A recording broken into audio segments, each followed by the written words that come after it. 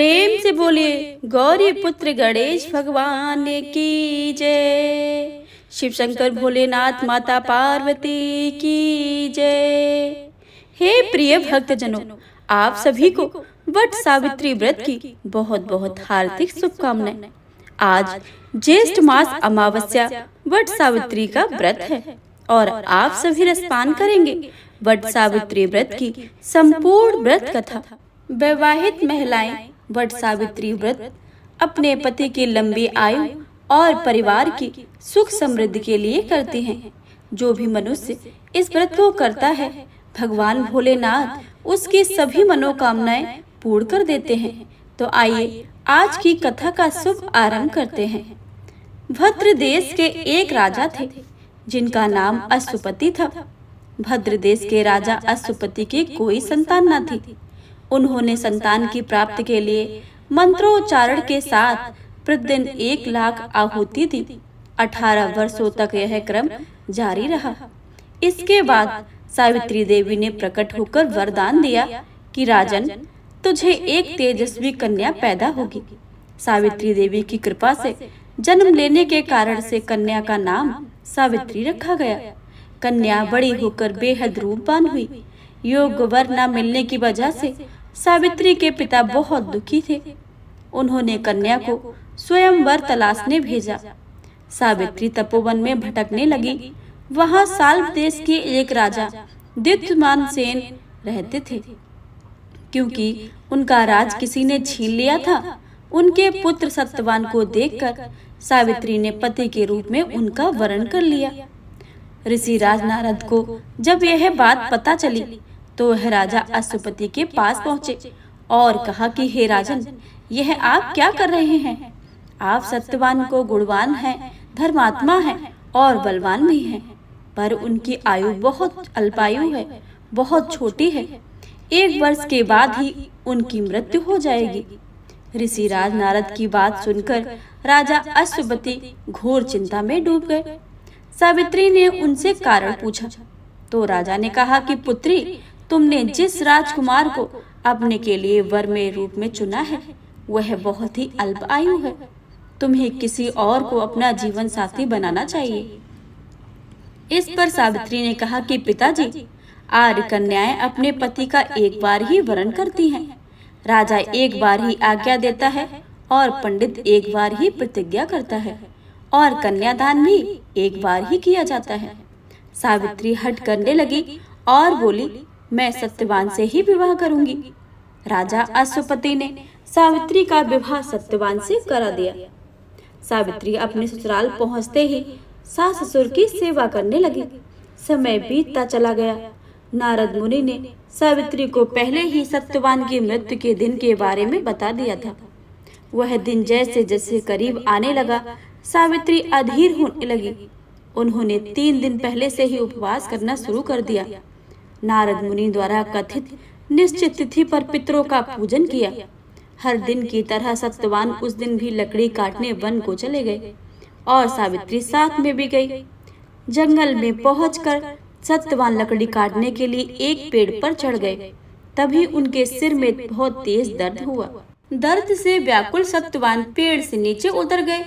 सावित्री अपना भविष्य समझ गई। सत्यवान को सिर को गोद में रखकर सावित्री सत्यवान का सिर सहलाने लगी। तभी वहां यमराज आते दिखे।